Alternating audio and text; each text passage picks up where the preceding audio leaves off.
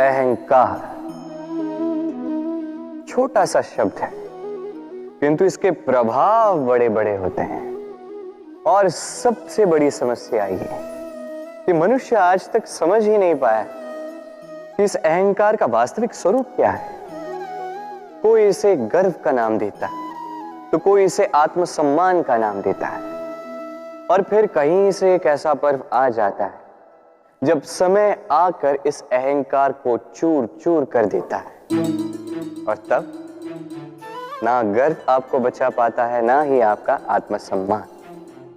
अब यदि आपको उदाहरण दूं, तो जहां आप बैठे हैं उसी घर में ऊपर देखिए, उस छत की ओर। यदि ये छत अहंकार करने लगे कि देखो, मैं तो सबसे ऊंचे स्थान पे हूं, मुझसे ऊपर और कोई नहीं है, मैं इस घर में रहने वाले हर एक व्यक्ति को छाया प्रदान करता हूं।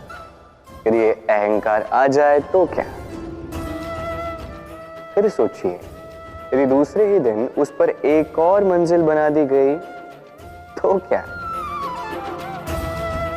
यही छत जिसे अपनी ऊंचाई का अहंकार था, जो सबसे ऊपर था, वो अब फर्श बन चुका है। यही होता है मन में कभी अहंकार ना पाना। यदि मन में कुछ रखना चाहते हैं तो प्रेम रखें, स्नेह रखें। चाहे इस अहंकार को आप जो भी नाम दें, चाहे गर्व, चाहे आत्मसम्मान, ये कहीं से भी आपका लाभ नहीं करेगा। एक निर्णय, इस जीवन में एक निर्णय का महत्व क्या होता है, कभी सोचा है आप? एक निर्णय वो नींव हो सकता है जो आपके समस्त जीवन को बदल सकता है, इस समस्त संसार को परिवर्तित कर सकता है, भविष्य बदल सकता है।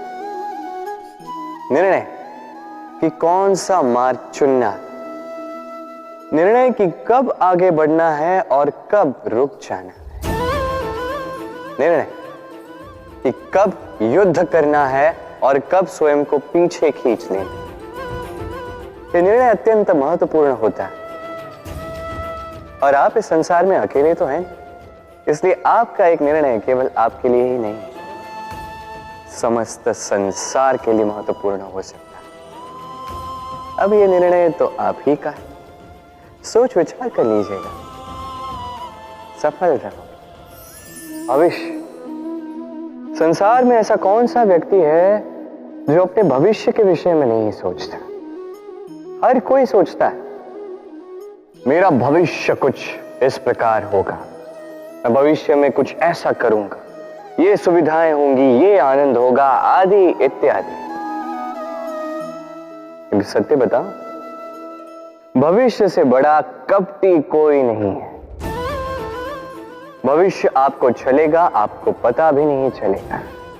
ये भविष्य आपसे आपका वर्तमान छीन लेगा। कई बार हम भविष्य के विषय में सोचते रहते हैं, उसकी चिंता करते हैं, भविष्य से स्वयं को इतना घेर लेते हैं कि वर्तमान क्या है भूल जाते हैं, उसका भान ही हमें नहीं रहता। सोचिए, भविष्य क्या है? भविष्य वो है जो अब तक घटित नहीं हुआ, वर्तमान वो है जो अभी घट रहा है। तो जो अब तक घटित ही नहीं हुआ, उसके विषय में सोच के स्वयं को इतना परेशान क्यों करना?